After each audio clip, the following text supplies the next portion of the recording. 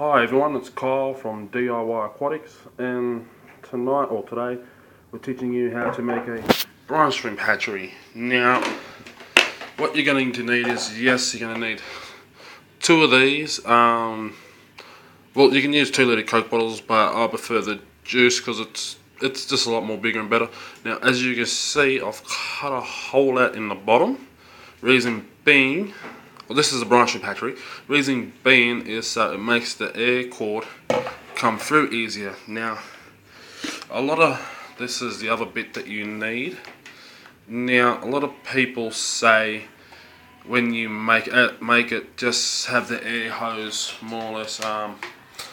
This bit here, the air hose, they say have that sitting right on the top. Sorry, peoples. Let me just put the phone on for a second. They say that you need it right in the top like that, but this is the other half that's cut in half. That's where your brine shrimp is. But I had too many problems with that. It kept coming out, and the bubbles would eventually make this come out. So what I did is as you can see on the bottom of it, I've took the bit from the air stone, or well, I drilled a hole through it, as you can see. Got the bit where the air stone was, knocked the air stone clean off, so it's just a straight oxygen all the way through, because you don't want the air stone on it, because well, the baby brine shrimp will get stuck to it and die.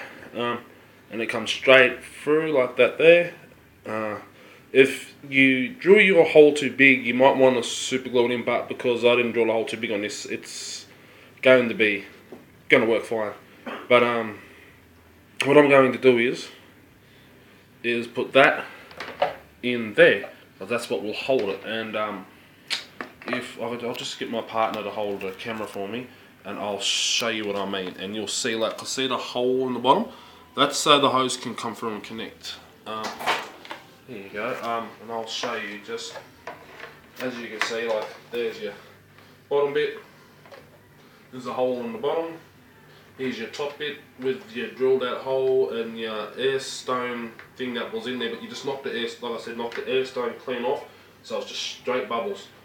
And then all you do is put that through, connect it all up, put that through there like that. Oh, sorry, peoples. Put this.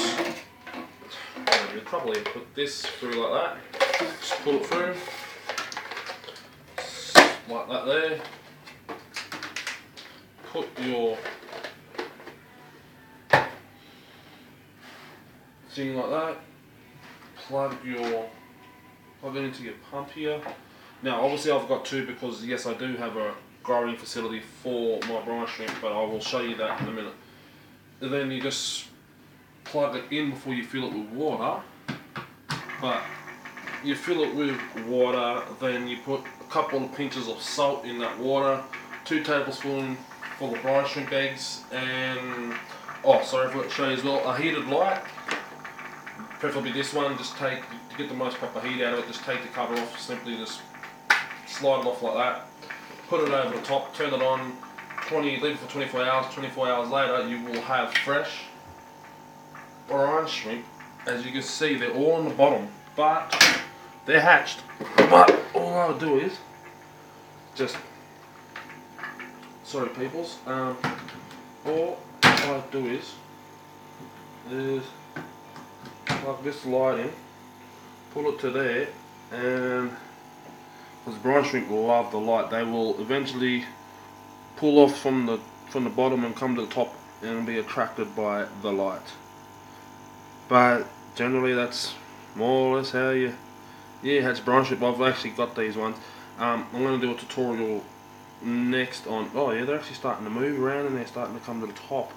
What I'm actually going to do is as you can see down here, right down there, yes, that is my brine. This is a new one actually. This is going to be where I want to grow my brine shrimp. I've drilled a hole out. I've drilled it a bit too big. You see the hole down there, right there.